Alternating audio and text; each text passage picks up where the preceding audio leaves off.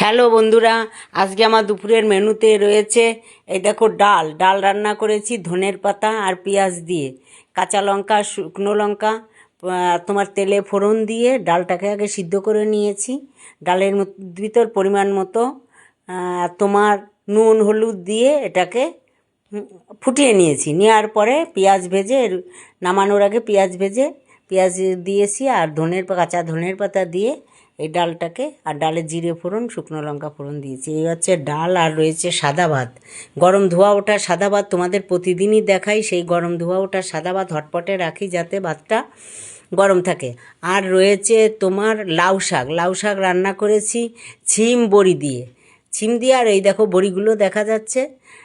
কড়াইতে তোমার তেল গরম করে কালো জিরে আর কাঁচা লঙ্কা ফোড়ন দিয়ে শাকগুলোকে দিয়ে দিয়েছি। আর বড়িটা আগেই ভেজে তুলে রেখেছিলাম। যখন শাক দিয়ে জল ছাড়তে শুরু করেছে তখন আমি বড়িগুলোকে দিয়ে দিয়েছি। বড়ি সিম বেগুন সব একসঙ্গে সিদ্ধ হয়ে গেছে।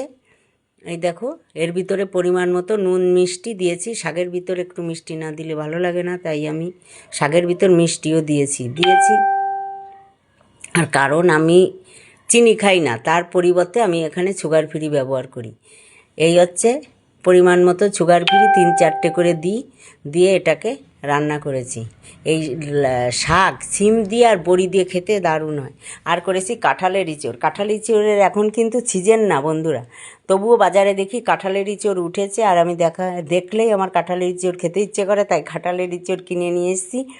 কাঁঠালের ইঁচড়টা রান্না করেছি। কাঁঠালের ইঁচড় সিদ্ধ করে জল ফেলে দিয়েছি, আগে নুন হলুদ দিয়ে সিদ্ধ করে নিয়ে জল ফেলে দিয়ে কড়াইতে জিরে ফোড়ন আর শুকনো লঙ্কা ফোড়ন তেজপাতা ফোড়ন দিয়ে কাঁঠালের ইঁচড়টা দিয়ে একটু ভাজা করে নিয়ে তার ভিতরে দিয়েছি জিরের গুঁড়ো, ধনের গুঁড়ো, আদা বাটা আর শুকনো লঙ্কার গুঁড়ো। এই দিয়ে কাঁঠালটাকে ভালো করে কষিয়ে নিয়ে একটু টক দই দিয়েছি। টক দই দিলে আবার দারুণ স্বাদ হয়। একটু টক দই দিয়ে এটাকে কষিয়ে নিয়ে জল দিয়েছি।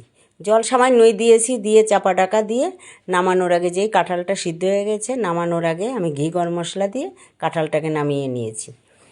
এই হচ্ছে কাঁঠালের রেসিপি। আর করেছি বেগুন পোড়া বন্ধুরা, তোমরা সবাই জানো কেমন করে বেগুন পুড়িয়ে গায়ের ছাল ফেলে দিয়ে, এটা আমি নুন, সর্ষের তেল, কাঁচা লঙ্কা আর ধনের পাতা আর কাঁচা পেঁয়াজ দিয়ে এই যে মেখে রেখেছি।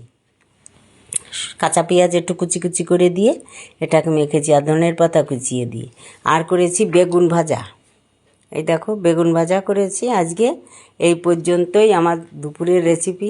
এই রেসিপি কার ভালো লেগেছে কমেন্ট করো। তোমরা আমার পাশে থেকো, আমায় ফলো করো, তাহলে আমি এই ঘরোয়া রান্নাগুলো তোমাদের গুছিয়ে দেখাতে পারবো।